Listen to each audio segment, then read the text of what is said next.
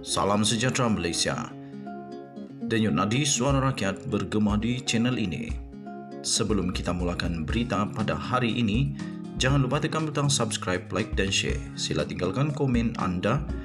Denyut nadi suara rakyat terus bergema di channel ini. Salam sejahtera Malaysia, denyut nadi suara rakyat bergema di channel ini. Terima kasih kerana terus bersama di dalam channel kita ini, channel yang pastinya menceritakan tentang suara rakyat. Kerana itu saya mohon daripada anda untuk tekan butang subscribe, like dan share dan komen. Dan tekan butang join sekiranya anda ingin menjadi member di dalam channel ini. Kerana bermula tahun 2023 kita akan mulakan pemberian goodies, souvenir, stiker dan macam-macam lagi daripada channel ini bagi semua member yang bertuah dan dipilih. Tuan-tuan dan puan-puan yang dihormati sekalian, saya berimpian untuk menjadi seorang pemerhati dan penganalisis politik. Kerana itu saya cuba untuk belajar dan belajar. Pertama sekali, kali ini saya ingin ulas satu perkara yang sudah berlaku di Parlimen. Apabila Hamzah Zainuddin berkata bahawa ada satu media daripada Eropah yang dikatakan menulis bahawa Anwar Ibrahim adalah pemimpin yang tak bermoral dan homoseksual. Okey. Tapi tuan-tuan dan puan-puan yang dihormati sekalian, apa yang menariknya, yang mengejutkan adalah daripada menteri yang bertanggungjawab, iaitu Menteri Digital sendiri. Beliau sendiri membongkarkan bahawa ada sahabat kawannya di sana yang dia tanya. Selama 33 tahun kawannya di sana tidak pernah mendengar tentang perkara ataupun nama media itu. Memang mengejutkan lagi yang membuatkan kita heran. Rupa-rupanya media yang disebut itu hanya mempunyai 8,000 followers sahaja. Jadi menghairankan, berapa lama sudahkah kredibiliti, bolehkah dipercayai media ini?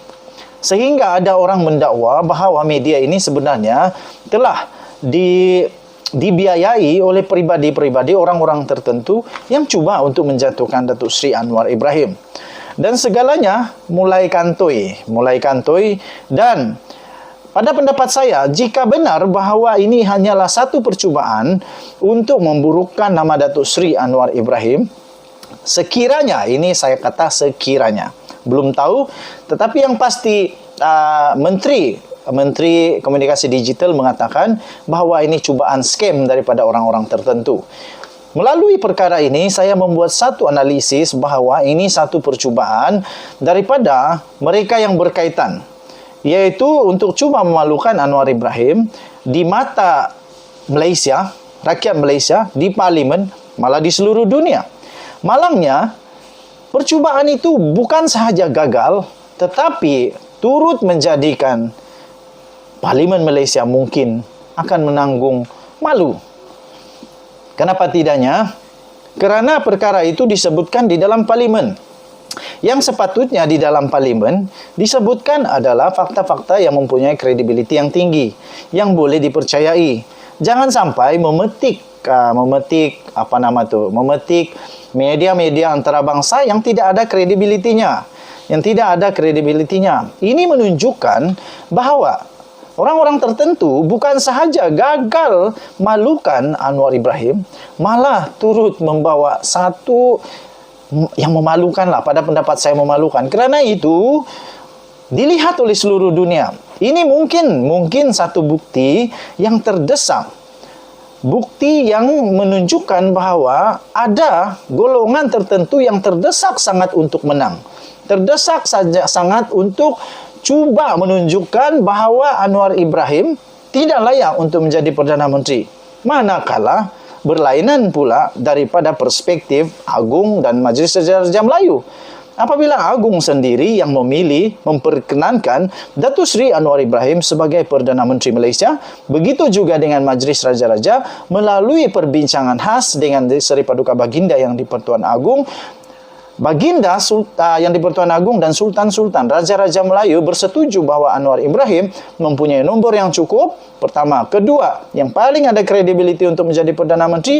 Dan ketiga, paling sesuai untuk membawa Malaysia untuk hidup kembali stabil semula dari pentadbiran politik, daripada ekonomi dan segala-galanya secara holistiknya.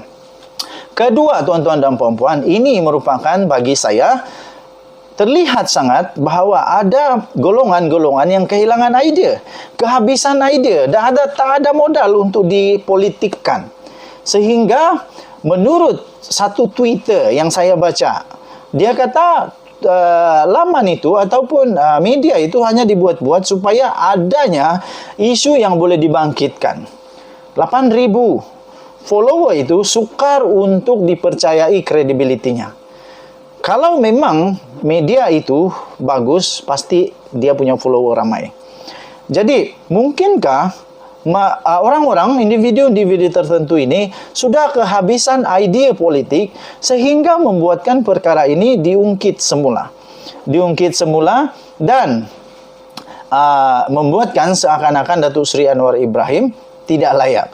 Malangnya apa yang dikatakan oleh Datuk Seri Anwar Ibrahim ketika di dalam parlimen, ketika dia membahaskan usul itu, dia kata Malaysia mendapat pengiktirafan jauh lebih cepat daripada yang dijangkakan. Malahan sebelum pun dia selesai dalam sidang medianya, sudah bertubi-tubi pemimpin-pemimpin dunia, presiden-presiden, Perdana Menteri di seluruh dunia menelpon, memberikan ucapan dan sebagainya. Selain daripada itu, tuan-tuan dan puan-puan yang dihormati sekalian, Datuk Seri Anwar Ibrahim turut mengatakan satu perkara yang amat mengejutkan, iaitu Sultan Brunei, Sultan Hassan Al-Bolkiah sendiri melakukan satu perkara yang jarang berlaku, yaitu apabila Sultan Hassan Al-Bolkiah sendiri, Sultan Raja kepada Brunei, datang ke Malaysia, yang selama ini dia datang hanya untuk melawat dan sebagainya. Tetapi kali ini dia benar-benar bertanya apa yang dia boleh laburkan di Malaysia kepada Datuk Seri Anwar Ibrahim.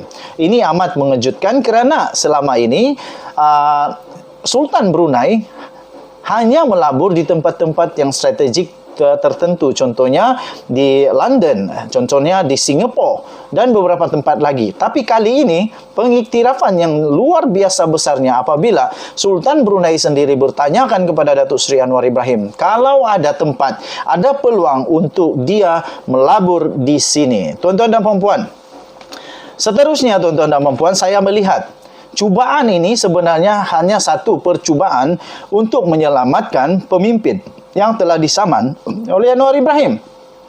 Anwar Ibrahim telah menyaman beberapa pemimpin di dalam parti tersebut kerana menuduh dia seorang yang tidak bermoral.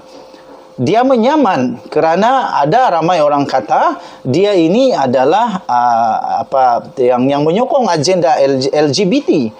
Jadi kerana itu dia saman pribadi-pribadi ini. Jadi saya lihat daripada apa yang cuba ditonjolkan melalui berita yang belum tentu sahihnya ini, mereka sebenarnya cuba untuk mencabar Anwar Ibrahim untuk menyaman media tersebut.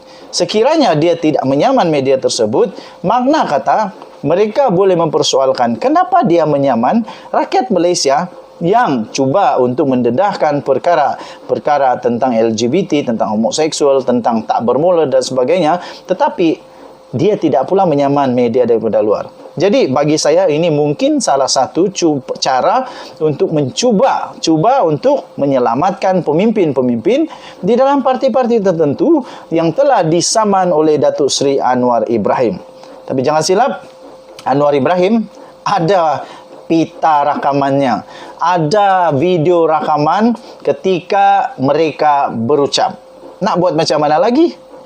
Nak buat excuse susah sebab ada bukti kukuh. Seterusnya tuan-tuan dan puan-puan, yang terakhir, ini sebenarnya pada pendapat saya adalah satu cara untuk mencipta naratif bahawa Anwar tidak layak jadi PM. Apalagi kita mau mempersoalkan kalau Seri Paduka Baginda yang di-Pertuan Agong dan Majlis Raja-Raja sudah pun berkenan, bersetuju dan semua Majlis Raja-Raja dan yang di-Pertuan Agong ini yakin bahawa Anwar Ibrahim layak menjadi Perdana Menteri, apalagi yang kita nak persoalkan? Naratif apa lagi yang kita perlu cipta? Pada pendapat saya, pembangkang lebih baik untuk mengusulkan ataupun membangkang dasar-dasar kerajaan yang salah, bukannya mengeluarkan naratif tentang manusia yang tidak bermoral lah, apalah semua, tidak. Tetapi pada pendapat saya, baguslah kalau pembangkang ini membangkang dasar-dasar yang tidak betul yang cuba untuk dilaksanakan kerajaan. Itu yang patut dilaksanakan. Okey, jadi tuan-tuan dan puan-puan yang dihormati sekalian, begitulah pendapat saya bahawa ini harus dihentikan di Parlimen. Kalau mau ambil media yang boleh dipercayai, yang ada credibility. Denyut Nadi, Suara Rakyat bergema di channel ini. Jangan lupa tekan butang subscribe, like dan share. Kita jumpa lagi. Bye-bye.